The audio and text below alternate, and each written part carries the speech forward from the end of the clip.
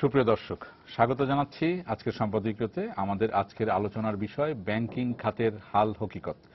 আর এ নিয়ে আলোচনার জন্য আমাদের স্টুডিওতে আমন্ত্রণ জানিয়েছি। আমার ডান দিক থেকে পরিচয় করে দিচ্ছি, রয়েছেন বিশিষ্ট ব্যাংকার ও অর্থনীতিবিদ জনাব খন্দকার ইব্রাহিম খালেদ, রয়েছেন নীলফামারী ৪ আসনের সংসদ সদস্য জাতীয় পার্টির মোহাম্মদ শওকত চৌধুরী এমপি, উনি অর্থ মন্ত্রণালয় সম্পর্কিত সংসদীয় স্থায়ী কমিটির সদস্য, রয়েছেন সম্পাদক দি ফিনান্সিয়াল এক্সপ্রেসের জনাব মোয়াজ্জেম হোসেন। আপনাদের তিনজনকে স্বাগত জানাচ্ছি আজকে আমাদের আলোচনা অনুষ্ঠানে।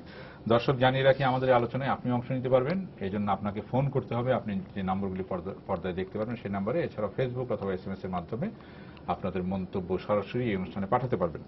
আলোচনা শুরু করার আগে এখন পর্যন্ত যে শিরোনামগুলো আছে সেগুলো আমরা একটু দেখে নিই। বঙ্গোপসাগরে বিমান বাহিনীর প্রশিক্ষণ বিমান বিধ্বস্ত, উদ্ধারে নৌ ও বিমান বাহিনীর সঙ্গে নেমেছে কোস্টগার্ডও, শিক্ষানবিশ পাইলট নিখোঁজ।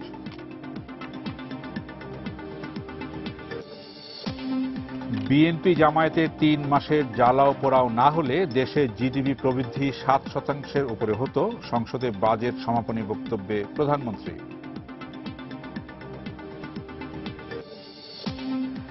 ক্ষমতায় টিকে থাকতেই সরকারি কর্মকর্তাদের বেতন বাড়ানো হয়েছে, সাধারণ মানুষের দিকে নজর নেই সরকারের, মন্তব্য বেগম জিয়ার।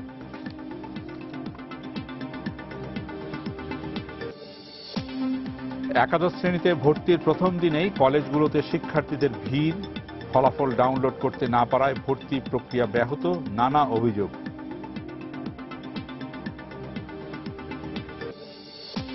এবং গ্যাসের যথেচ্ছ ব্যবহার নিয়ন্ত্রণে আর কোনো আবাসিক সংযোগ না দেওয়ার চিন্তাভাবনা সরকারের, এলপি গ্যাস সহজলভ্য করার পরিকল্পনা।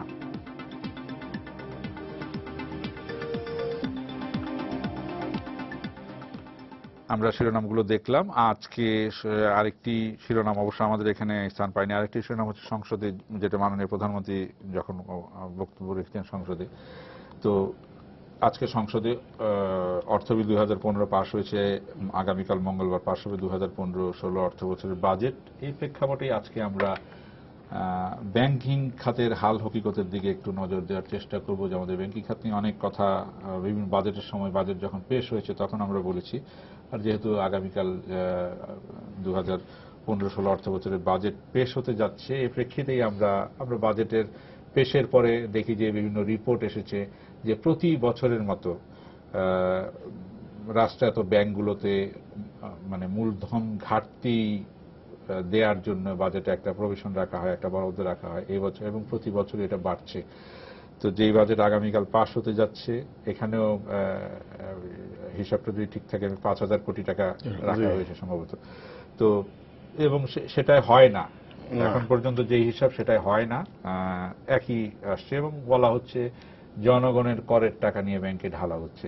আমি সাবেক ব্যাংকার খন্দকার ইব্রাহিম খালেদ, আপনার থেকে শুরু করতে চাই। যে এটা আমাদের আসলে যথেষ্ট ক্ষোভ এবং মনের মধ্যে আমাদের ব্যাংকারদের একটা ক্ষত সৃষ্টি হয়েছে। এখন মোটামুটি আমাদের 56টা ব্যাংক, 56টা ব্যাংকে 55,000 কোটি টাকা ব্যাড লোন।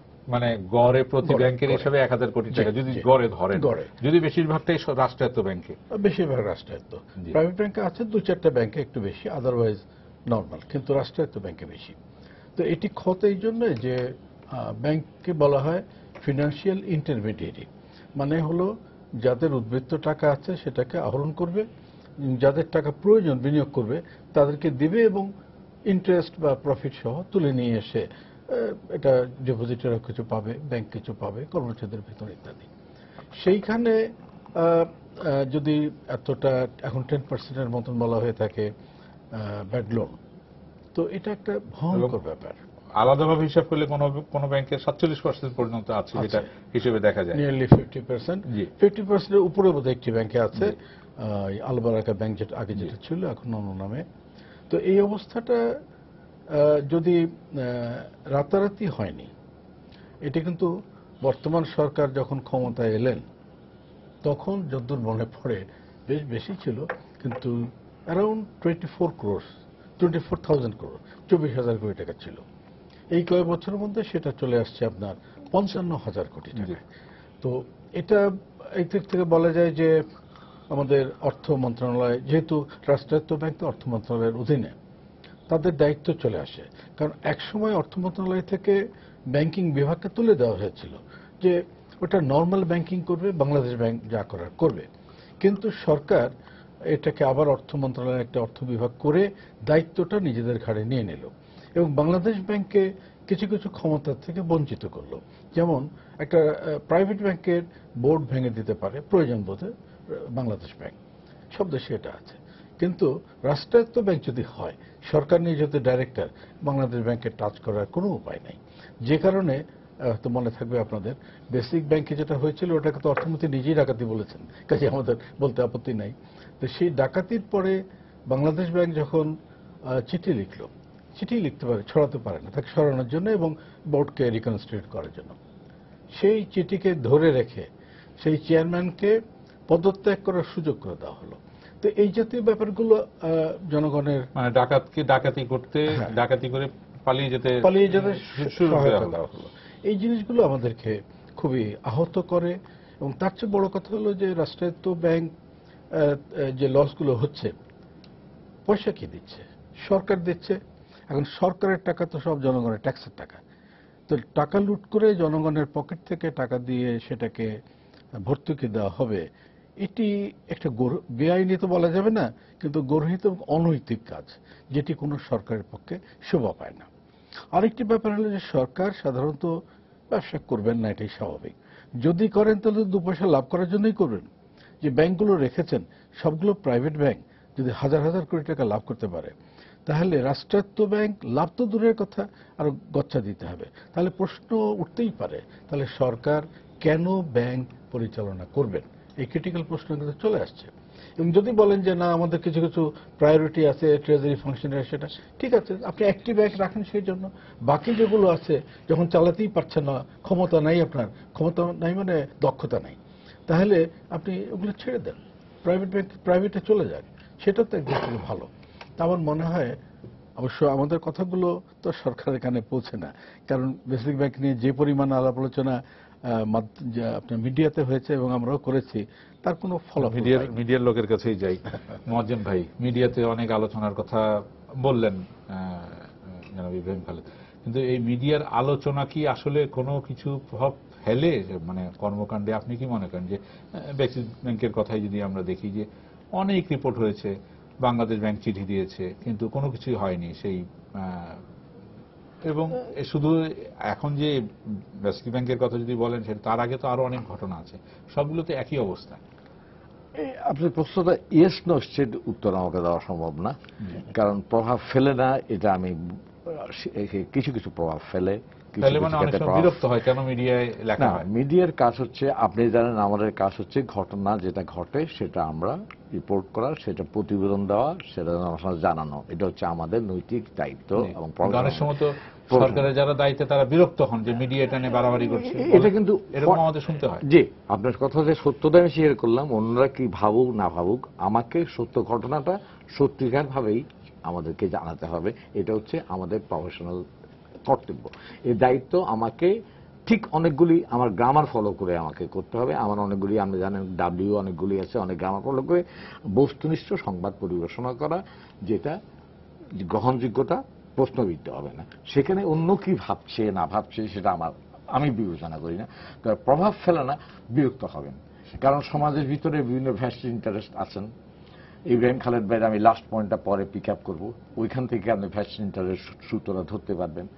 এবং অনেকে হয়তো এগুলো এক্সপোজার পছন্দ করেন না, এক্সপোজার যারা পছন্দ করেন না তারা হয়তো বিরক্ত হন। কিন্তু আলটিমেটলি এটা কিন্তু আমাদের বিরক্তিটা, যখন এটা সমস্যাটা ঘনীভূত হতে থাকে, ব্যাপকতা লাভ করে, তখন কিন্তু সরকারকেই সেই ইস্যুটা অ্যাড্রেস করতে হয়, সরকারকে এড়িয়ে যেতে পারছেন না। সুতরাং প্রভাব ফেলে না এই জিনিসটা কিন্তু আমি পুরোপুরিভাবে মানি না। Short term, medium term, long term এটা না একটা প্রভাব ফেলবেই। আজকে যে চিত্রটা জনসাধারণ জানে, আপনি বলছেন প্রভাব যদি ফেলেই, তো 2011 সাল বা 12 সালের শুরুর দিকে হলমার্ক, তো এখন কেন বেসিক ব্যাংকের কথা আসে, এখন কেন কমার্স ব্যাংকের কথা আসে? জি, এখন তো বেশি না, 2011 সালে তো রিপোর্টটা হয়েছে অনেকগুলি। প্রথম দিকে বলা হয়েছিল এটা একটা টাকার পরিমাণটা সামান্য, পরের দিকে বলছে না ভুল বলা হয়েছিল টাকার পরিমাণটা কর্তৃপক্ষ। এখন তো অ্যান্টি কারাপশন কমিশনের কাছে শেষ পর্যন্ত গেল, এটা একটা প্রক্রিয়াধীন আছে, প্রক্রিয়াটা শ্লথ, এ বিষয়ে আমার কোনো সন্দেহ নেই, শ্লথ, এটা আরো ত্বরান্বিত করা দরকার।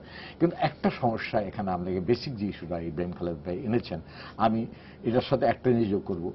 এই সমস্যাটা রাষ্ট্রায়ত্ত ব্যাংকের সমস্যা, ব্যাংকগুলির সমস্যা কিন্তু বাংলাদেশে ইউনিক বলে আমি ব্যক্তিগতভাবে মনে করি না। আমি কদিন আগে, এই আজ থেকে 10 দিন আগে ভারতবর্ষের রাষ্ট্রায়ত্ত ব্যাংকগুলির পিকচার দেখছিলাম, কি পরিমাণ টাকা স্টেট ব্যাংক অফ ইন্ডিয়া, তারও কি পরিমাণ টাকা মন্দ ঋণ আছে আপনি জানেন। $15 বিলিয়ন মতো বেল আউট করতে হবে। এবং এটা হচ্ছে রিজার্ভ ব্যাংক অফ ইন্ডিয়ার, উনি কিন্তু একজন প্রখ্যাত অর্থনীতিজীবী, উনি চিনেন রঘুনাথ, উনি নিজেই বলেছেন অ্যাকচুয়ালি, এবং উনি ফসি করছেন অবশ্য। উনি কিন্তু ভারতবর্ষে কিন্তু একটা নীতি গ্রহণ করা হয়েছে, সেই নীতি হচ্ছে আমরা ফেজ আউট করবো। ভারতবর্ষের ব্যাংকের সাইজগুলো মেগা সাইজ। ইন্ডিয়ার লাইফ ইন্স্যুরেন্স সেক্টর জানেন যে সবচেয়ে largest life insurance LIC life insurance করো, এটা government own, it is manage to it. সুতরাং পাকিস্তানও আমি যদি দেখি ইকুয়াল সিচুয়েশন, আমি এই আঞ্চলিকটা যাচ্ছি আর কি। এখন রাষ্ট্রায়ত্ত ব্যাংকগুলিকে যদি আপনার মেন সমস্যা হচ্ছে তাদের কি ব্যাংক হিসেবে ফাংশন করতে দিবেন, না রাষ্ট্রায়ত্ত ব্যাংকগুলিকে আপনার একটা অ্যাপেন্ডিক্স হিসেবে রাখবেন। রাষ্ট্রায়ত্ত ব্যাংককে যদি আপনি অ্যাপেন্ডিক্স হিসেবে রাখতে চান, তার মাল্টিপল স্ট্যান্ডার্ড ক্রাইটেরিয়া তো সেখানে চলে না। অন্যান্য ব্যাংকগুলি যেভাবে চলে সেভাবে আমাদের রাষ্ট্রায়ত্ত ব্যাংকগুলিও চলবে। তদারকি ব্যবস্থা একই রকম হতে হবে, ইউনিফর্ম হতে হবে, ডিফারেন্সিয়েট করতে পারবেন না। এবং সবচেয়ে বড় জিনিস হচ্ছে কম্পোজিশন প্যাকেজের ক্ষেত্রেও আপনি ডিফারেন্সিয়েট করতে পারবেন না। মরাল হ্যাজার্ড ইজ, যেটা উল্লেখ করেছেন কিছুটা, মরাল হ্যাজার্ড, ডিসক্রিশনারি পাওয়ার অ্যাবিউজ, পলিটিক্যাল নেক্সাস, এটা শুধু আমি, this is not a রিজাইম specific issue. আজকে এই সরকার আছেন বলে এটা হচ্ছে তাই না, এটা চলতেই থাকবে, যে সরকারই আসুক না কেন, আনটিল আনলেস আপনার এই সমস্ত লিঙ্কেজগুলি, এই ভ্যাস্টার ইন্টারগুলি আপনার কমাতে পারেন। জি, আমি একটু মাননীয় এমপি মহোদয়ের কাছে যাব। আপনি একটি কমিটিতে আছেন, অর্থ মন্ত্রণালয় সম্পর্কিত সংসদীয় স্থায়ী কমিটিতে। আপনারা এই বিষয়গুলোকে কিভাবে অ্যাড্রেস করেন, বা অর্থ মন্ত্রণালয় তো আপনাদের পরামর্শ শোনার কথা বা আপনাদের গাইডেন্সে থাকার কথা, আপনি? আমি শুরুতে মায়ের রমজান মোবারকবাদ জানাই দেশবাসীকে, এবং আমাকে সুযোগ দেওয়ার জন্য। আজকে আমার বাঁয়ে এবং ডানে দুইজন অভিজ্ঞ ব্যক্তি আছেন। আপনি সঞ্চালন হিসাবে একজন অত্যন্ত অভিজ্ঞ ব্যক্তি, এবং সময় টিভিকে আমি ধন্যবাদ জানাই যে আমাকে আজকে আমন্ত্রণ জানাইছেন, এই জন্য আমি আপনাদের কাছে কৃতজ্ঞ। তো আমি ফাইন্যান্স কমিটিতে মেম্বার হিসেবে আছি। আমরা অনেক মিটিং করেছি, ব্যাংক, বিমা, আর্থিক প্রতিষ্ঠান সম্বন্ধেই আমাদের আলাপ আলোচনা হয়। সেখানে ব্যাংক, ফাইন্যান্স, অর্থর ব্যাপারে যে সংক্রান্ত যে কার্যক্রমগুলো হয় সেটা নিয়ন্ত্রণের যা যা লোক থাকে সেই লোকগুলোই ওখানে এই মিটিংয়ে যায়, মন্ত্রীরা সহ। আমরা সেখানে ব্যাপক আলোচনা করি। আলোচনার আউটকামটা কি, ফলটা কি? যেটা আলোচনা করছি, 2011 সালে হলমার্ক ঘটনা ঘটেছে, হলমার্কের পরে পরবর্তীতে এখন 2015 চলছে, কিন্তু 14 সালেই বেসিক ব্যাংকের কথা আসছে কেন? যেটা খালেদ ভাই বললেন যে এখন খেলাপি ঋণের পরিমাণ বেড়ে গেছে এই সরকারের আমলে, এটা আমি একটা আপনাকে বলতে চাই। যখন বিএনপি সরকার ছিল তখন কিন্তু এত ইনভেস্টমেন্ট ছিল না, ইনভেস্টমেন্ট তখন কম ছিল, এই জন্য খেলাপি ঋণের পরিমাণ কম ছিল।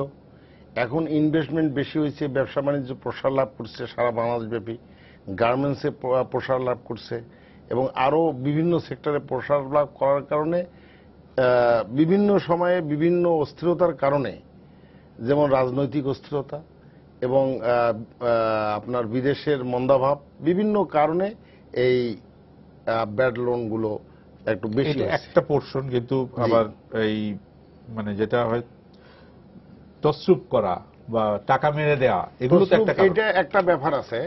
এখন আমরা এটা সাবধান হয়ে গেছি। আমরা যেটা ফাইন্যান্স কমিটিতে যেটা মিটিং হয়, আলাপ আলোচনা হয়, আগে যেসব ব্যাংকের চেয়ারম্যান ডাইরেক্টররা নিয়োগ দেওয়া হয়েছিল এটা পলিটিক্যাল বিবেচনায় দেওয়া হইতো। এই পলিটিক্যাল বিবেচনায় দেওয়ার কারণে সেটা দেওয়া হয় না। এখন আস্তে আস্তে এটা কমায় আনা হচ্ছে। আপনি বলতে যাচ্ছেন এখন যে ব্যাংকগুলো যে পরিচালনা পর্ষদ আছে সেখানে রাজনৈতিক আছে, কিছু কিছু আছে, তবে সেসবও বাদ যাবে। একদিনে তো আর সাফ করা যায় না। একটা মেলা লাগলে যেখানে সেখানে দোকান লাগে, দোকান লাগার কারণে বিভিন্নভাবে সেটা শোভাবর্ধন হয় না।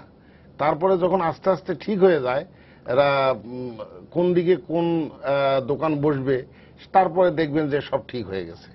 তো এখন আমরা এটা ধরতে পেরেছি, আমরা এখন পলিটিক্যাল বিবেচনায় কোনো চেয়ারম্যান বা ডাইরেক্টর নিয়োগ করতেছি না। এখন আপনি এটা বলতে চাচ্ছেন যে আপনাদের যে স্থায়ী কমিটি আছে, সেই স্থায়ী কমিটি যেভাবে বলছেন সেভাবে অর্থ মন্ত্রণালয়ের ব্যাংকিং বিভাগ সেইভাবে কাজ মোটামুটি করছে? ওনারা সেই সব কথা শুনতেছেন এবং একটা শক্তিশালী কমিটি আমাদের আছে, সেই কমিটির মাধ্যমে পরামর্শ হচ্ছে। আমরা বেসিক ব্যাংকের ব্যাপারে আমার শ্রদ্ধ ব্যাংকার ইব্রাহিম খালিদ সাহেব বলেছেন, বেসিক ব্যাংকের ব্যাপারেও আমরা বেসিক ব্যাংকের এমডি, নতুন চেয়ারম্যান, এনারা অত্যন্ত ভালো মানুষ। আগেরদেরকে কিছু বলতে পারেননি কেন? আগেরদেরকে বলা, তখন আমি ছিলামও না, জি, তখনকার ব্যাপারে আমি বলতে পারবো না। আগে যেটা হয়েছে সেটা পলিটিক্যাল বেসিসে হয়েছে, এবং এটা কেন হয়েছে এটা তখনই ধরা উচিত ছিল। যে এই পলিটিক্যালের কথাটাই জনাব ইব্রাহিম খালেদ বলছিলেন যে, এবং মজ্জেম ভাইও বলেছেন যে এই পলিটিক্যাল ইয়ের থেকে বের না হতে পারলে তো আমরা, হ্যাঁ ইনশাল্লাহ আমরা কিন্তু খুব তাড়াতাড়ি বাইর হয়ে আসতেছি। আমরা এই 14 মাসে মোটামুটি ভাবে সরকারি ব্যাংকের পরিচালনা পরিষদ কিন্তু এখন আর পলিটিক্যাল লোক নাই, চেয়ারম্যানরা খুব 2-1টা থাকতে পারে, তো সেটাও কিন্তু থাকবে না। আমি আসবো আপনার কাছে। আবার একজন দর্শক আছেন, দর্শকের প্রশ্ন নিয়ে নেই। কি দর্শক, আপনার নাম বলে প্রশ্ন করুন। হ্যালো হ্যালো হ্যালো, জি, আপনার নাম বলে প্রশ্ন করুন। হ্যাঁ আমার নাম শফিউল আজম। জি, হ্যাঁ, ওই যে বেসিক ব্যাংকের বর্তমান অবস্থার জন্য যারা দায়ী তাদের বিরুদ্ধে দৃষ্টান্তমূলক শাস্তির ব্যবস্থা কেন করা হচ্ছে না? জি, এই প্রশ্নটা আপনি কাকে করছেন? এই প্রশ্নটি করছি যিনি সংসদীয় স্থায়ী কমিটির। আপনি ওনার কাছে জানতে চাচ্ছেন, আচ্ছা আপনার প্রশ্ন বোঝা গেছে, আপনি ওনার কাছে জানতে চাচ্ছেন যে সংসদীয় কমিটির কাছ থেকে কোনো সুপারিশ বা ব্যবস্থা গ্রহণের কোনো সুপারিশ করা হয়েছে কিনা, সেটাই তো। ডেফিনেটলি, বিকজ আইনের শাসন প্রতিষ্ঠা না করলে। খুব সংক্ষেপে উত্তরটা দেন। আপনার প্রশ্নটা আমি বুঝতে পেরেছি। আমরা ইতিমধ্যেই আপনাদের মিনিটসে কোনো লেখা আছে কিনা যে গত মিটিংয়ে আমরা বেসিক ব্যাংকের বর্তমান এমডি এবং চেয়ারম্যানকে আমরা আমাদের মিটিংকে নিয়ে আসছিলাম। আমাদের প্রথম যেটা, যে বেসিক ব্যাংকটাকে রক্ষা করা, বেসিক ব্যাংকটাকে রক্ষা করার জন্য আমরা চেয়ারম্যান এবং বর্তমান এমডিকে আমরা পরামর্শ দিয়েছি। ওনারা সেই যারা টাকা মেরে চলে গেছেন, তাদের ব্যাপারে আমাদের ইনকোয়ারি চলতেছে, দুদকের তদন্ত চলতেছে, ব্যাপক তদন্ত চলতেছে বেসিক ব্যাংকে। দুদক রিপোর্ট দেওয়ার সঙ্গে সঙ্গে তাদের বিরুদ্ধে ইনশাল্লাহ অ্যাকশন হয়ে যাবে।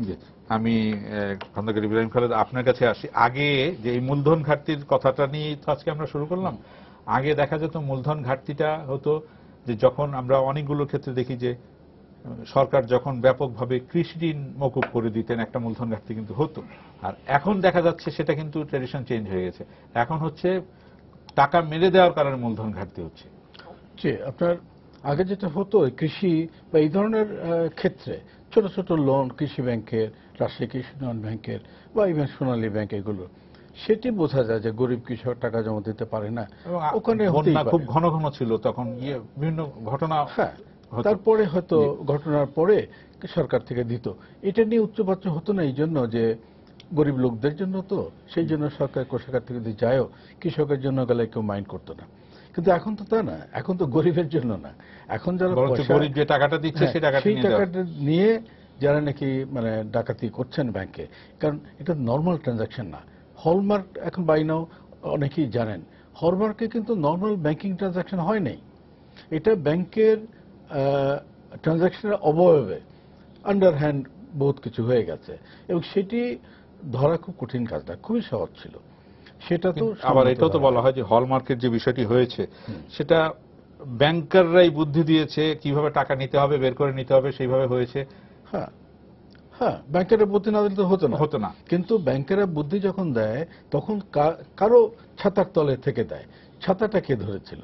কারণ ব্যাংকারদের চাকরি করে সাহস নাই যে তারা নিজেরাই এগুলো করবে। তারপরে বেসিক ব্যাংকে যেটা করলো, সে তো ব্যাংকারদের না, সেটা তো মানে চেয়ারম্যান নিজেই রাজনৈতিক মদত করেছেন। হ্যাঁ, এমডিও তার সঙ্গে যুক্ত ছিলেন। আমার কথা হলো যে এইসব ব্যাপারে দুগ্ধ তদন্ত করছে, এই কথাটা শুনছি বহুদিন যাবত, কিন্তু এই জিনিসটি তদন্ত তো খুব লাগে না। এটা যে পরিমাণ কাগজে যে রিপোর্ট আসছে, এটা যদি আপনি অ্যানালাইজ করে একটা কোনো কিছু করেন, ইমিডিয়েট একটা কিছু অ্যাকশন নিতে খুব অসুবিধা হয় না। কিন্তু অ্যাকশন না নেওয়ার ফলে যেটা হচ্ছে, জনমনে বিভ্রান্তি বলেন বা বিশ্বাসী বলেন হচ্ছে যে সরকার করতে চাচ্ছে না, কারণ সরকারের লোকজন জড়িত। জানাব ইব্রাহিম, আপনার কাছে একজন দর্শক প্রশ্ন করতে যাচ্ছেন, আমাকে বলা হলো যে আমি এই দর্শকের প্রশ্নটা নিয়ে নিই, আপনাকে করতে যাচ্ছেন। জি দর্শক, আপনার নাম বলে প্রশ্ন করুন। হ্যালো, আমার নাম ফয়সাল আহমদ, আমি জি জি সিলেট থেকে বলছি। জি বলেন। খন্দকার ইব্রাহিম খালেদ স্যার ইতিমধ্যে তার এক বক্তব্যে বলেছেন যে যেখানে ব্যাংকের এই লুটপাটের সাথে ব্যাংকের বোর্ড অফ ডাইরেক্টরস এর চেয়ারম্যান জড়িত ছিল, কিন্তু সেই চেয়ারম্যানকে পুনরায় নির্বাচিত করার মাধ্যমে, পুনরায় এই চেয়ারম্যানের দায়িত্বে নিয়োজিত করার মাধ্যমে পরোক্ষভাবে সরকার কি সেই লুটপাটের সাথে জড়িত হয়ে গেল কিনা? জি ধন্যবাদ। যে এটা আমি বলেছিলাম যে হতে পারে যে সরকারের পক্ষ থেকে বলি যে তারা বুঝতে পারেন না যে লোকটা এরকম করবে, চেয়ারম্যান নিযুক্ত, এটা হতেই পারে। কিন্তু প্রথম টার্মে 3 বছরে তিনি যা করেছিলেন তার থেকে তো রিপোর্ট সব ছিল। তারপরে তাকে আবার নবায়ন অর্থাৎ রিনিউয়াল করে আবার চেয়ারম্যান কেন করা হলো? এর থেকে পরবর্তীতে আপনি যেটা বললেন, বাংলাদেশ ব্যাংকের চিঠি পাওয়ার পরে ব্যবস্থা না নিয়ে তাকে সরে যাওয়ার সুযোগ করে দেওয়া। তো এর থেকে জনগণের মধ্যে তো অবশ্যই সন্দেহ হতে পারে। তাতে মনে হচ্ছে যে যারা অর্থ মন্ত্রণালয় বলেন বা কারা, বলতে পারবো না কারা নিয়োগ দেন, অর্থ মন্ত্রণালয়কে আমরা বলবো, তারা এইসব ব্যাপারে বেপরোয়া হয়ে গেছে। উনি তো যেটা বলছেন যে এখন রাজনৈতিক আশীর্বাদ পুষ্ট নিয়োগ হয় না, এই বিষয়ে আমি আপনাদের দুজনের কাছে জানতে চাইব। আমি আমার অ্যাসেসমেন্টে বেটার ওই ধরনের লোক এখন বোর্ডে চেয়ারম্যান নাই। এখন যারা আসছেন, এখন একটা ব্যাপার, চেয়ারম্যান কিন্তু 2 রকমের ক্যারেক্টার দরকার। একটা হলো যে ডাইহার্ড অনেস্ট প্রফেশনাল, আর একটা হলো যে একটু শক্ত লোক, মানে অ্যাডমিনিস্ট্রেশন জানতে হবে। তো এখনকার ওইটা গেছে, এখন ওই দুর্নীতিগ্রস্ত চেয়ারম্যানদের মধ্যে যতদূর রিপোর্ট পাই এরকম এখন বোধহয় নাই। আমি মজিবের কাছে কিন্তু না, কিন্তু দুর্বলতা, অর্থাৎ তারা অ্যাকশন নিতে পারে না। মজিব, আপনি অ্যাকচুয়ালি অ্যাপয়েন্টমেন্ট প্রসেসটা আমার মনে হয় এখনো সেন্ট্রালাইজড। আমার মনে হয় ওনারা যাই সাজেশন দেখেন মন্ত্রণালয়, জি সেন্ট্রালাইজড, সেটা আলটিমেটলি পারমিশন লাগে পিএমওর অফিসে, প্রাইম মিনিস্টার অফিসে, এখনো সেন্ট্রালাইজড। প্রক্রিয়াটা আরেকটু আমার মনে হয় যদি এই প্রক্রিয়ার সাথে আরেকটু সম্পৃক্ততা বাড়ানো, অধিকতা যারা অভিজ্ঞ ব্যাংকার, রাজনীতি দেখেন, রাজনীতি করাটা বা কোনো দেশের একটা লোকের রাজনৈতিক কোন ধরনের ইন্টারনেশন থাকা, এটা কিন্তু আমি basically every man is a দেয়। কিন্তু সবচেয়ে বড় হচ্ছে অ্যাবিউজ যদি করেন, that is possibly the worst crime actually. এবং সেটাই হচ্ছে এখানকার ক্ষেত্রে হয়েছে, অ্যাবিউজ করার টেন্ডেন্সি কেন অ্যাবিউজ করা হয়েছে। এখন উনি বেসিক ব্যাংকের কথা বলছেন, Bangladesh is he now in the country, somebody says that he has gone to Canada, whether he is in the country nobody knows what আছেন কিনা। দেখেন এইগুলি এই যে ডিলে করতেছেন আপনি এই সমস্ত ইনভেস্টিগেশন প্রসেসটা, যেটা আপনি বললেন 2011 সালে হলমার্কটা, 2015 সালে কি পরিস্থিতি এসে দাঁড়ালো, এই ডিলেটা whether it is delivered or not, এটা কিন্তু রিফ্লেক্স এ সর্ট অফ একটা আমাদের দেশের সুশাসনের অভাব ব্যাংকিং আর্থিক খাতে। এই সমস্যাটা আমরা উত্তরণ করতে যদি না পারি, তাহলে ব্যাংকিং খাত কেন সার্বিক অর্থনৈতিক ব্যবস্থাপনার ক্ষেত্রেও এটা একটা প্রতিকূল প্রভাব পড়বে। তবে সরাসরিভাবে আপনি উত্তর দিতে চাই, স্ক্রুটিনি প্রসেসটা যখন করবেন তখন একটা লোকের ইন্টিগ্রিটি দেখতে হবে আপনাকে, যেখানে হেড হ্যান্ডিং বলেন, বিভিন্ন প্রক্রিয়া আছে আপনারা করেন, his political believe is a material for me. What is material for me, weather তার ইন্টিগ্রিটি আছে কিনা, উনি ডেলিভারি করতে পারবেন কিনা, কম্পিটেন্স আছেন কিনা, and has he got some basic knowledge about banking actually. You cannot run a modern bank without having knowing A B C D of banking actually. You don't need to be Einstein to know banking, but you must know the basics of banking. সেগুলি যদি না জানেন তাহলে আমার মনে হয় banking খাতে কাউকে নিযুক্তি না দেওয়া ভালো। সেখানে সংসদীয় কমিটির আমার মনে হয় সুপারিশ করার ক্ষমতা হয়তো থাকতে পারে অর্থ বিভাগে। অর্থ বিভাগ সে সুপারিশ কতটুকু মানবেন সেটা অর্থ মন্ত্রণালয়ের উপর নির্ভর। আলটিমেটলি এটা কিন্তু আমার পিএমওর অফিসের ইয়া লাগে, এন্ডোর্সমেন্ট লাগে, আমি যতটুকু পর্যন্ত জানি। সুতরাং হোল প্রসেস আমার মনে হয় যত সম্পৃক্ততা বাড়াবেন রিক্রুটমেন্ট প্রসেসের স্বচ্ছতা নিশ্চিত করার জন্য তত ভালো হবে। আরেকটি কথা আচ্ছা, এই মাননীয়- ব্যাপারে একটা কংক্রিট সাজেশন ছিল আমার, আগেও বলেছিলাম, রিপিট করতে চাই। সার্চ কমিটি উনি একটু ইঙ্গিত দিয়েছেন, সেখানে বাংলাদেশ ব্যাংকের এক্স গভর্নর্স, তারপরে খুব নাম করা যারা নাকি বদনাম নাই এরকম সেক্রেটারিজ, মানে অ্যাডমিনিস্ট্রেশন থেকে, বা ভালো একাডেমিশিয়ান, বড় বড় ইকোনমিস্ট আছেন দেশে, এদের সমন্বয়ে সে 3 or 5 মেম্বার্স একটা সার্চ কমিটি, যাদের উপর জনগণের বিশ্বাস আছে, তারা সার্চ করে একজন চেয়ারম্যানের জন্য 3টা করে নাম দেবেন, এবং সেটি প্রধানমন্ত্রী বা অর্থমন্ত্রী যিনিই করেন ওই 3টার থেকে একটা নিয়ে নেন। এটা ক্ষমতাটা গভর্নমেন্টেরই থাকবে, কিন্তু সিলেকশনটা হেল্প করতে পারে এই ধরনের কমিটি। তাহলে বোধ হয়, কারণ একটা ব্যাপার কি যে সরকারের মন্ত্রী বা তাদের পক্ষে ভালো লোক ব্যাংকে ভালোভাবে বুঝে নেওয়া মুশকিল হয়, পারছেন না, তারা বোঝাই যাচ্ছে। সার্চ কমিটি ইন্ডিপেন্ডেন্ট হলে তারা কিন্তু 3টা নাম দিতে পারবেন, এবং দিলে তার থেকে একটা বের করে দিলে আমার মনে হয় এই সমস্যাটা অনেকটা সমাধান হতে পারে। জি, আমি মাননীয় এমপির কাছে একটি জিনিস জানতে চাইব এই প্রেক্ষিতেই, এই যে সার্চ কমিটির কথা বলল, এইভাবে আপনাদের কমিটিতে কখনো চিন্তা ভাবনা হয়েছে কিনা, নাকি দেখেন, আপনারা এসব, বা আপনাদের কথা একই প্রসঙ্গে আমি একই সঙ্গে এটাও জানতে চাইবো যে আপনাদের কমিটির কি পরিমাণ কথাবার্তা অর্থ মন্ত্রণালয়ে মাননীয় অর্থমন্ত্রী শোনেন, বা আপনারা এই ধরনের কমিটি করার কথা, সাজেশন দেওয়ার কথা চিন্তা ভাবনা করেন কিনা? দেখেন, আমাদের অর্থ কমিটিতে ব্যাপক আলোচনা হয় ব্যাংকিং সেক্টর এবং অর্থ সেক্টর। প্রস্তাব কিরকম পাশ হয়? প্রস্তাব আলোচনার মোটামুটি পরে। পাশ হয়, অর্থমন্ত্রী জি, এই ধরনের যে না কথাগুলি- না বলেন না। জি, কেননা আমরা যারা এখানে আছি, আমরা এখানে যারা 4 জন আছি এবং সারা বাংলাদেশের মানুষ, আমরা সবাই এই বাংলাদেশের মানুষ, আমরা সবাই কিন্তু বাংলাদেশটাকে ভালোবাসি। যেমন ইব্রাহিম খালিদ ভাই যেটা কথা বললেন যে বেসরকারি ব্যাংক আর সরকারি ব্যাংক, বেসরকারি ব্যাংকের চেয়ারম্যানরাও যে খুব দক্ষ তা না। বেসরকারি ব্যাংকের কিছু দক্ষ অফিসারই বেসরকারি ব্যাংকে টিকায় রাখছে কায়দা কানুন করে। এরাই একসময় সরকারি ব্যাংকে অনেকেই ছিলেন। হ্যাঁ, এরাই কিন্তু সরকারি ব্যাংকে ছিলেন। দেখেন, আমি স্ট্যান্ডিং কমিটি তো বলেছিলাম, সেইটা গভর্নর আমাকে সাপোর্ট করেছিল, যে একটা সরকারি ব্যাংকের একটা অফিসারের যা বেতন 20,000 22,000, হ্যারাস একটা বেসরকারি ব্যাংকের একটা অফিসারের বেতন হলে 1 লক্ষ টাকা। এখানেই বুঝতে হবে যে 20,000 টাকা বেতনে সে কি কাজ করতে পারে, আর 1 লক্ষ টাকা বেতনে সে কি কাজ করতে পারে। মাননীয় মন্ত্রী, আপনাকে এখানে আমি ইন্টারাপ্ট করতে পারি একটু? জি। মাননীয় এমপি মহোদয় যেটা বললেন, বেতনটাই কি মূল কারণ? আমি কেন, আমরা খালেদ ভাইও জানেন যে প্রধানমন্ত্রী সুনির্দিষ্ট নির্দেশ ছিল ব্যাংক, মানে সরকারি ব্যাংকের কর্মকর্তার জন্য সেপারেট পে স্কেল, এবং সেটা এই পর্যন্ত ইমপ্লিমেন্ট করতে পেরেছে। এইটা আমরা সংসদীয় কমিটিতে আলাপ করেছি এবং এটা খুব শীঘ্রই হবে, আপনারা দেখতে পাবেন। তবে একটা কথা মনে রাখবেন যে বেসরকারি ব্যাংক যে দক্ষ ব্যাংকার খালেদ সাহেব বলছেন যে বেসরকারি ব্যাংক অনেক এগিয়ে গেছে, আমি মনে করি বেসরকারি ব্যাংক এগিয়ে বলতে যায়নি। চাই যে হয়তো সেপারেট পে স্কেল দিতে নিয়ে সরকারের অনেক কিছু চিন্তা ভাবনা করতে হয়, কিন্তু একটা ব্যাংকের অফিসারকে সুযোগ সুবিধা দেওয়ার ক্ষেত্রে নিশ্চয়ই সরকারের মুখাপেক্ষী সেই ব্যাংকের হতে হয় না, সেটা পরিচালনা আমি যেটা বলতে চাচ্ছি, দেশের উন্নয়নের সাথে, সার্বিক উন্নয়নের সাথে, কেননা দেশের বেকারত্ব দূরীকরণের জন্য ইন্ডাস্ট্রির দরকার আছে, ইন্ডাস্ট্রি করতে হবে। ইন্ডাস্ট্রির ক্ষেত্রে কিন্তু বেসরকারি ব্যাংক লোন দেয় না, তেমন ভাবে দেয় না, কিন্তু সরকারি ব্যাংকে সেটা দেওয়ার সুযোগ আছে। এখন মানে বিষয় এখানে ডিফার করতে হবে, আমাকে ডিফার করতে হবে, কারণ আমি যতটুকু আমি নিজেই যতটুকু জানি ব্যাংকিং খাত, যেহেতু আমি অর্থনৈতিক সাংবাদিকতাই আমার প্রফেশন। ব্যাংকিং খাতে, শিল্পায়ন প্রক্রিয়াতে, বেসরকারি খাতে, গার্মেন্টস বলেন, টেক্সটাইল বলেন, স্পিনিং মিল বলেন, অনেকগুলি ক্ষেত্রে বেসরকারি ক্ষেত্রে প্রজেক্ট ফাইন্যান্সিংও করেছেন অনেকগুলি ব্যাংকে। আপনি সরকারি ব্যাংকও করেছেন। সরকারি ব্যাংক আবার সরকারি সংস্থা, যেমন বিজিএমসি, যারা লস মেকিং, জুট মেকিং, তাদেরও ফাইন্যান্স করতে হচ্ছে।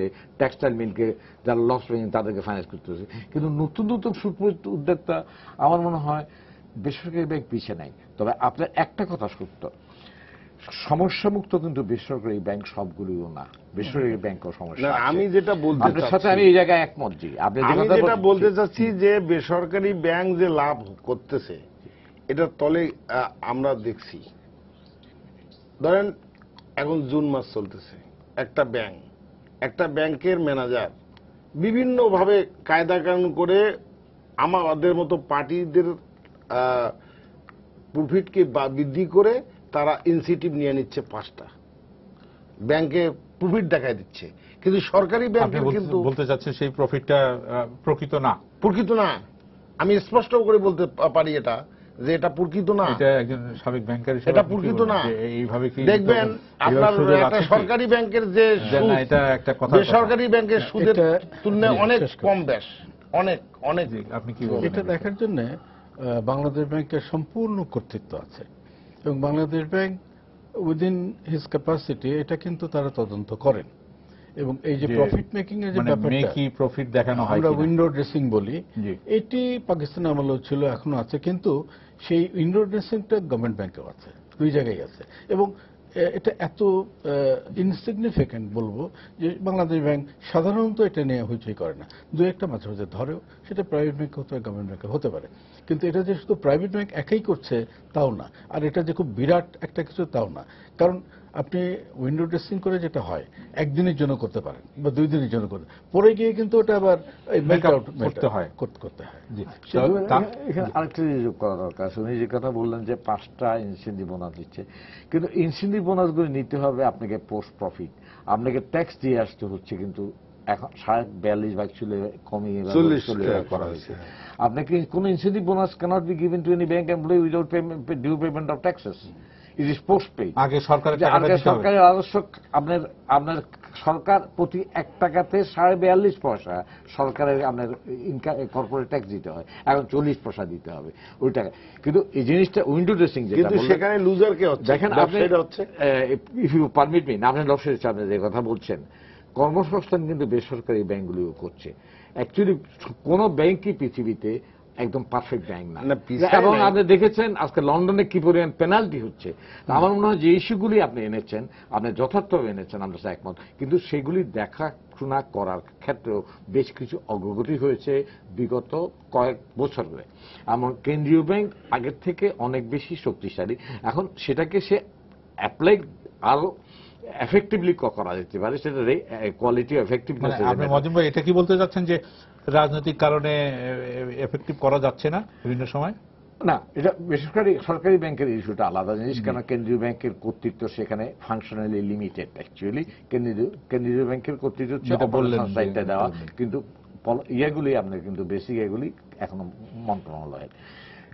এখন রাজনৈতিক কারণে কিছুটা এফেক্টেড হতে পারে বেসরকারি ব্যাংকগুলি, কিছুটা অনেকটা হতে পারে, কিন্তু বেসরকারি ব্যাংকগুলিকেও যদি প্যাট্রোনেজ ফ্যাক্টর ইনভলভ থাকে ব্যাংক ক্রিয়েশনের পিছনে, একটা ব্যাংক হচ্ছে, ব্যাংক প্যাট্রোনেজ ফ্যাক্টর ইনভলভ থাকে, তো at the end of the day ও চিন্তা থাকবে, ভাই আমি তো ইনভেস্ট করেছি, I will go for a rate of return, আমার রেট অফ রিটার্ন চাইবো।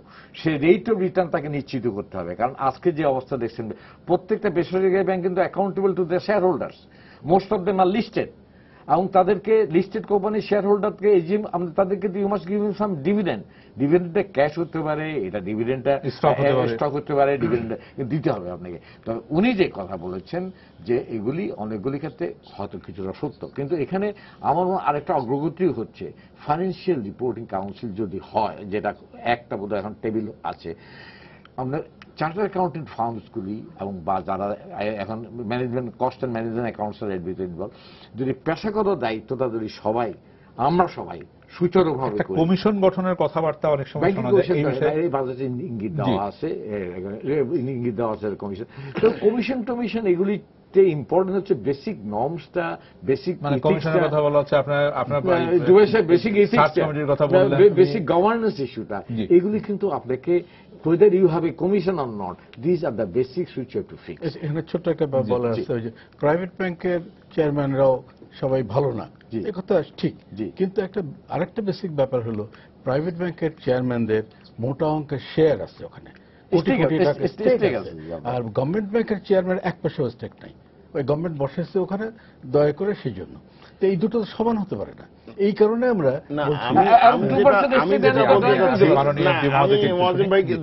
আর খালিদ ভাইকে যেটা বলতে চাই যে আপনারা যেটা বললেন যে বেসিক ব্যাংকের ব্যাপারে যে গভর্নমেন্টকে একটু ইঙ্গিত করতেছেন, তো আমি মনে করি বেসিক ব্যাংকের সাবেক চেয়ারম্যান বাচ্চু মিয়া ইনি এমন একটা ক্লেভার লোক ছিল, যেমন প্রলেপ লাগায়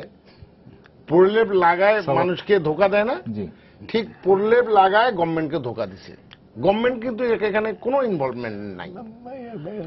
বর্তমান যে মাননীয় প্রধানমন্ত্রী আছেন, সবই নিয়ে উনি চাপ দিতে চেয়েছেন, চাপ সবই না নিয়েছেন। বলি আপনার কাছে, আপনি ব্যক্তি কেন্দ্রিক করতে দেন না। আমি ব্যক্তিকে এখানে ইম্পর্টেন্ট মনে করছি না, আমি মনে করছি সিস্টেমটা, আমরা system should function well actually. যে সিস্টেমে উনি না হোক আরেকজন আসছেন এই জায়গায়, এই সিস্টেমটা আপনি যে হোলগুলি আছে এই হোল না আমি যেটা বলতে আপনি চাচ্ছি যে না ইন্ডিভিজুয়ালকে আমি ইন্ডিভিজুয়াল ইজ নট ম্যাটার না ইন্ডিভিজুয়ালি বলতে চাচ্ছি না, আমি উনি যেটা কারোর বলতে নাম চাচ্ছি উল্লেখ আমার করতে কথা না, আমি বলছি যে আগে বুঝেন সিস্টেমটাই ফ্ল। যে system নিয়ে যদি বেসিক আপনি বলেন। ব্যাংকের সাবেক চেয়ারম্যান এত ক্লেভার ম্যান ছিল, সেটা উনিও জানেন, যে বেসিক ব্যাংকের যে একটা বডি যেটা সঞ্চালন করে ব্যাংকটাকে, জিএম থেকে শুরু করে ডিএমডি, একদম ডিএমডি থেকে ম্যানেজার, ডিজিএম, কিন্তু এই ব্যাংকটিকে বলা হয় সরকারি মালিকানাধীন 100% মালিকানাধীন একটি ব্যাংক, প্রাইভেট ব্যাংকের আদলে গড়ে তোলা কোন স্ট্রাকচার। ইনি কি করেছেন, এই সব ডিএমডি থেকে শুরু করে এমডি পর্যন্ত একটা সিন্ডিকেটের মতো করে ফেলছিলেন। এইটা কিন্তু সরকার বুঝতে সেই পারে কথাটাই তো উনি বললেন যে এইটা এই সিন্ডিকেটের মাধ্যমে এই কাজটা যে আমি এই কথাই বললাম, আমরা সিন্ডিকেটটা যদি করে থাকি তাহলে আমাদের মনিটরিং সিস্টেমটা এমন হওয়া উচিত যে সিন্ডিকেট হচ্ছে, এটা আমার কাছে প্রপারলি রিপোর্ট হওয়া উচিত ছিল, এবং on the basis of that issued have acted আপন, তাহলে এই ধরনের সিচুয়েশন হতো না। আমি সিস্টেমটার কথাই বলছি। সিন্ডিকেট হয়েছে, তারপরে তারপরে যদি খালেদ ভাই যেটা বললেন, যদি সিস্টেম রিপোর্টেড হওয়ার পরেও যদি একটা আপন না করে, তাহলে you have no intention of acting আপন, ইউ ওয়ান্টেড। আমি এমপি মহোদয়ের না, কাছে না, শেষ আমি- কথাটা জানতে চাইবো, জি, জি, যেটা বলেন। আজকে বারবারই আলোচনা হচ্ছে, যে আপনাদের কমিটির তরফ থেকে এই ধরনের কথাবার্তা মানে প্রস্তাব আসার সম্ভাবনা আছে কিনা বা ভবিষ্যতে আসতে পারে কিনা, যে হ্যাঁ সব ব্যাংক, শুধু প্রাইভেট ব্যাংক না, সব ব্যাংক বাংলাদেশ ব্যাংকের কেন্দ্রীয় নিয়ন্ত্রণে দেওয়ার না, দেখেন বিষয়টিকে। বাংলাদেশের ব্যাংকের বর্তমান গভর্নর অত্যন্ত ভালো মানুষ। কিন্তু ওনার কাছে তো আপনি না, রাস্তা আমি বলি আগে বাংলাদেশ ব্যাংকের গভর্নরই কিন্তু প্রথম বেসিক ব্যাংকের এই প্রলেপটা ধরে ফেলছে। ধরার পরে সরকারের দৃষ্টিগোচর আনছে, এবং আমাদের কমিটিতে দৃষ্টিগোচর আনার পরেই কিন্তু বাচ্চু মিয়াকে স্যাক করা হয়েছে এবং এমডি কে স্যাক না করা স্যাক করা হয়নি, ওনাকে হ্যাঁ, যাই হোক, বাধ্য করা হয়েছে সুযোগ দেয়। এবং এমডি কে স্যাক করা সব হয়েছে। শেষ হওয়ার পরে। হ্যাঁ, না সব শেষ হয় নাই, সব শেষ হয় নাই। ইনশাআল্লাহ আমরা মনে করি বেসিক ব্যাংক আবার তার মাজা দাঁড়ায় যাবে। যে চেয়ারম্যান এবং এমডি নিয়োগ দেওয়া হয়েছে এনারা অত্যন্ত জি। ভালো মানুষ এবং চেষ্টা এবং যে করতেছে। কেলেঙ্কারিগুলো যেগুলো হয়েছে সেগুলি কি ঢাকা পড়ে যাবে না, না বিচার ঢাকা হবে? না। আপনি কি এই ব্যাপারে কোনো আশা করেন? ঢাকায় না, এটা আমি 1 মিনিট বলি, জি। এটা খুব দ্রুত গতিতে দেখবেন আপনারা 1 মাসের মধ্যেই একটা ফয়সালা হয়ে যাবে। জি। এটা এমন ভাবে দ্রুত গতিতে কাজ হচ্ছে, আপনারা হয়তো জানেন না, বেসিক ব্যাংকের হেড অফিসেতে আপনার দুদকের সমস্ত অফিসার দিন রাত কাজ করতেছে। জি, হ্যাঁ। এটা এখন যদি জনশ্রুতির কথা বলি, যেহেতু আমরা তো এখন সরকারের মধ্যে না, জনগণের মধ্যে, জনশ্রুতি হলো যে বর্তমান দুদকের পক্ষে কোনো অবস্থাতেই বেসিক ব্যাংকের চেয়ারম্যানের বিরুদ্ধে কোনো অ্যাকশন নিতে পারবে না, এটা হলো জনগণের ধারণা। আর ব্যক্তিগতভাবে আমি মনে করি যে দুদক ডিলে করবে, করতে করতে একটা পর্যায়ে গিয়ে তারপরে কি হবে বলতে পারি। কোনটা দুদক তাড়াতাড়ি করবে, কোনটা দুদক দ্রুত করবে, সেই বিষয়টি তো নির্ধারিত না, হয়ে কেউ যায়। আইনের মজিব ভাই, ঊর্ধ্বে আপনি শেষ করবেন। না, আমার কথা হচ্ছে, আপনার দুদকের ইনভেস্টিগেশন ইন্ডিপেন্ডেন্টলি করছেন কিনা এই বিষয়ে কিন্তু জনগণের প্রশ্ন অলরেডি আছে। অনেকগুলি ক্ষেত্রে আমি ইব্রাহিম খালেদ ভাইয়ের সাথে এখানে সম্পূর্ণ একমত। উনি যে কথা বলছেন তছনছ করে দেখবেন। দুদকের কাছে অনেকে বলা হয় Dudok is now a place where you get to go to get the clean certificate. জি। এখন এটা কিন্তু this is a very bad symptom. আমি এটা জানি, fighting corruption is not an event, it's a process. আমি জানি এটা প্রক্রিয়া লাগবে, কিন্তু বর্তমান এই অবস্থায় আর দুদকের পক্ষে কতটুকু পর্যন্ত এই ঘটনাটা নিতে পারবেন না, ক্লিন সার্টিফিকেট দেওয়ার পক্ষে থাকবে, আমি ব্যক্তিগতভাবে সন্দিহান। তবে আমি যেটা বলতে চাই, যে এই বেসিক ব্যাংকের চেয়ারম্যান এবং এমডির ব্যাপারে যে সারা বাংলাদেশের লোকের চোখ আছে, সেটা জার্নালিস্ট বলেন, আপনার বাংলাদেশের যতগুলো ভালো জাননেওয়ালা লোক, ব্যাংকার থেকে শুরু করে গভর্নমেন্ট, যে আমরা সমস্ত ঠিক চোখ আছে, আছে। আমরা এখানে আলোচনা এড়াবার শেষ কোনো করতে সুযোগ চাই নাই। এটা বলে যে আমাদের ব্যাংকিং খাতে এই ধরনের যেটা হয়েছে, যে যতগুলি ঘটনা হয়েছে সেগুলো আর না হোক, এবং জবাবদিহিতার বিষয়টি বারবার বলা হয়। না, আমার মনে হয় যে না। এই আমি জবাবদিহিতার আপনাকে বিষয়টি শুধু একটা কথা যোগ নিশ্চিত করব, হোক। জি। একটা কথা শুধু যোগ করব। দেখেন, ব্যাংকিং খাত অত্যন্ত সংবেদনশীল সাথে। আমাদের ব্যাংকিং খাত আমার মনে হয় না এমন একটা অবস্থা আছে যে অবস্থায় খুব অ্যালার্মিশ কোনো সিচুয়েশন না। অ্যাকচুয়ালি এগুলো সিস্টেমিক অ্যাভারেশনস, এগুলি আমাদের অতিক্রম করতে হবে। আমরা সবসময় খেয়াল রাখতে হবে this is a very sensitive sector actually. এবং আমি যে কথা আগেও আমরা শেষ বলেছি, করব। জি। পৃথিবীর ফাইন্যান্সিয়াল সেক্টর কোনো জায়গায় পারফেক্ট না। We live in imperfect world. জি, ধন্যবাদ আপনাদের তবে আমি তিনজনকে। একটা ধন্যবাদ। কথা বলি। আমাদের সময় শেষ, আমরা আমি এখানে একটা শেষ কথা করব। বলে সুপ্রিয় শেষ করি। দর্শক, আপনারা যারা এতক্ষণ আমাদের সঙ্গে ছিলেন, আপনাদেরকে ধন্যবাদ জানিয়ে আজকের মতো এখানে শেষ করছি। শুভরাত্রি।